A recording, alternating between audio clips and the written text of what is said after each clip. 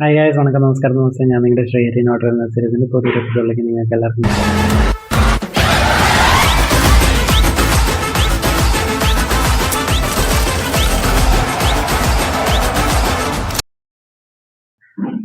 ഞാൻ ഇന്ന് പറയാൻ പോകുന്ന സിനിമയുടെ പേരാണ്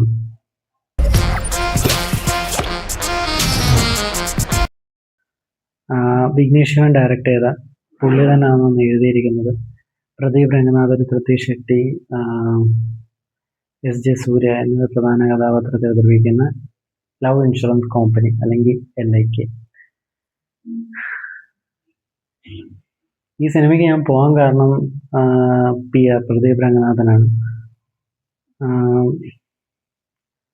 ഡ്രാഗൺ, എനിക്കൊന്ന് ലവ് ടുഡേ, ഡ്രാഗൺ, ഡ്യൂഡിന് ശേഷം ഈ ഒരു സിനിമ കാണുമ്പോൾ ഇത് ഭയങ്കര ലോ ആയിട്ടാണ് എനിക്ക് ഫീൽ ചെയ്തത്. പേഴ്സണൽ ഒപ്പീനിയനാണ്. എനിക്ക് പേഴ്സണലി ഒരു ഭയങ്കര ഡിസപ്പോയിൻറ്റിങ് പടമായിരുന്നു. It has its moments. കുറച്ച് ചില മൊമെൻ്റൊക്കെ നല്ല, യോഗി ബാബു ഒക്കെ ഉണ്ട്. അത് യോഗി ബാബുവിൻ്റെ ചില പോർഷനൊക്കെ നല്ല രീതിക്ക് നമുക്ക് എൻജോയ് ചെയ്യാൻ പറ്റി. പക്ഷെ ചിലതൊക്കെ മൊത്തത്തിൽ സിനിമ ഒരു 2.5 മണിക്കൂർ സംതിങ് ഉണ്ട്. ഇത്രയും ഡ്യൂറേഷനിൽ ഇതിൻ്റെ ഫൈറ്റ് സീൻ ലാസ്റ്റിലോട്ട് വരുമ്പോൾ ഒരു ഫൈറ്റ് സീക്വൻസ് ഒക്കെ ഉണ്ട്. ആ ഫൈറ്റ് സീക്വൻസ് ഒക്കെ ഭയങ്കര ഒരു എനിക്ക് ഭയങ്കരമായിട്ട് ഡിസപ്പോയിൻറ്റിങ് ആയിട്ടാണ് ഫീൽ ചെയ്തത്. നല്ലൊരു ക്യാപ്റ്റിവേറ്റിംഗ് തോട്ടുള്ളൊരു സിനിമയായിരുന്നു. 2050 സത്യം പറഞ്ഞാൽ ഇപ്പോൾ അതാണ്. കാരണം ഇപ്പോഴും പ്രേമം എന്ന് പറയുന്നത് എത്ര സമയം നമ്മൾ ചാറ്റ് ചെയ്യുന്നു അല്ലെങ്കിൽ എത്ര സമയം നമ്മൾ കോൾ ചെയ്യുന്നു അല്ലാതെ അതിന് പുറമേ സ്നേഹം എന്ന് പറയുന്നത് മനസ്സുകൊണ്ട് തോന്നേണ്ട ഒരു സംഗതിയാണ് എന്ന് നമുക്ക് കാണിച്ചു തരുന്ന ആ ഒരു തോട്ട് ഭയങ്കര നോവലായിട്ട് തോന്നി. കാരണം ആപ്പിനല്ല, അത് മനസ്സും തമ്മിലുള്ളൊരു കാര്യമാണെന്നുള്ളത് പറയുന്നുണ്ടെങ്കിലും അത് പറയുന്ന വഴി എനിക്ക് ഭയങ്കരമായിട്ടൊരു ഭയങ്കര ബോറ് ഫീൽ ചെയ്തു. ഇതെൻ്റെ പേഴ്സണൽ ഒപ്പീനിയനാണ്. മേ ബി ഇത്രയും ദിവസം കഴിഞ്ഞിട്ട് കാണുന്നതുകൊണ്ടാണെന്നും എനിക്കറിയില്ല. ബട്ട് എനിക്ക് ഒരു ഡിസപ്പോയിൻറ്റിങ് പടമായിരുന്നു.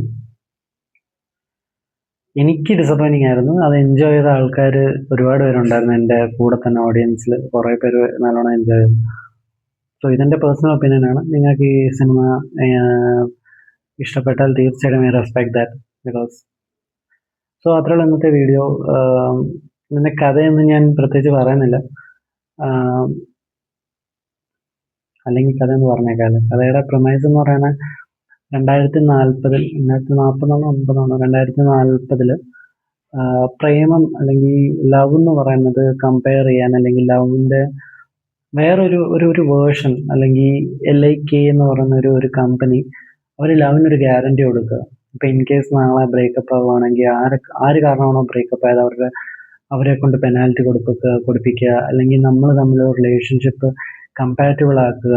അങ്ങനെ ഇമ്പ്രൂവ്മെൻറ്റ് ഫാക്ടേഴ്സ് ഒക്കെ വെച്ചിട്ട് ലവിനെ ഒരു ആപ്പ് ത്രൂ ഡിസൈഡ് ചെയ്യാൻ പറ്റും, അല്ലെങ്കിൽ ഒരു ആപ്പ് വഴി നമുക്ക് നമ്മുടെ ഫ്യൂച്ചർ പാർട്ട്ണറിനെ കണ്ടുപിടിക്കാൻ പറ്റും. ആൻഡ് ദാറ്റ് ഈസ് 100% ഗ്യാരണ്ടീഡ് എന്ന് പറയുന്ന സമയത്ത് ഒരാൾക്ക് അതുകൊണ്ടുണ്ടാകുന്ന ഒരു പ്രശ്നം കൊണ്ട് അയാളതല്ല മനസ്സും തമ്മിലുള്ള കാര്യമാണ് സ്നേഹം. അതിൽ ആപ്പിൽ നിന്ന് ഒരു കൊണ്ട് പറഞ്ഞുകൂടാ എന്ന് തീരുമാനിക്കുക, അല്ലെങ്കിൽ അങ്ങനെ തെളിയിക്കാൻ വേണ്ടി ഇറങ്ങിത്തിരിക്കുന്ന ഒരു നായകനാണ്. ആ നായകൻ ജയിക്കുമില്ലെന്നുള്ളത് നമുക്കറിയാം. അപ്പോൾ അത്രേ ഉള്ളൂ.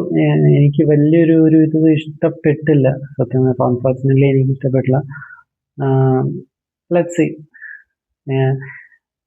തീർച്ചയായിട്ടും നിങ്ങൾ അങ്ങനത്തെ സൈഫൈ, ഇത് കുറച്ച് സൈഫൈ പടമൊക്കെ ഇതിനകത്തൊരു വേറൊരു ലോകമൊക്കെ കാണിച്ചിട്ടുണ്ട്. അതൊക്കെ എനിക്ക് ഭയങ്കരമായിട്ട് അത് കുറച്ചുകൂടി നന്നാക്കായിരുന്നു എന്ന് തോന്നി. അത്രേ ഉള്ളൂ. സോ ഈ വീഡിയോ ഇത്രേ ഉള്ളൂ. ഈ വീഡിയോ നിങ്ങൾക്ക് ഇഷ്ടപ്പെട്ടാൽ തീർച്ചയായിട്ടും ലൈക്ക് ചെയ്യുക, ഷെയർ ചെയ്യുക, സബ്സ്ക്രൈബ് ചെയ്യുക. ഈ വീഡിയോ നിങ്ങൾക്ക് ഇഷ്ടപ്പെടുന്നു, നിങ്ങളുടെ ഫ്രണ്ട്സിന് ഇഷ്ടപ്പെടുന്നുണ്ടെങ്കിൽ അവർക്കും കൂടി ഒന്ന് ഷെയർ ചെയ്തേക്കുക. അത്രേ ഉള്ളൂ ഇന്നത്തെ വീഡിയോ. അടുത്ത വീഡിയോ കാണുന്നവർ ബൈ.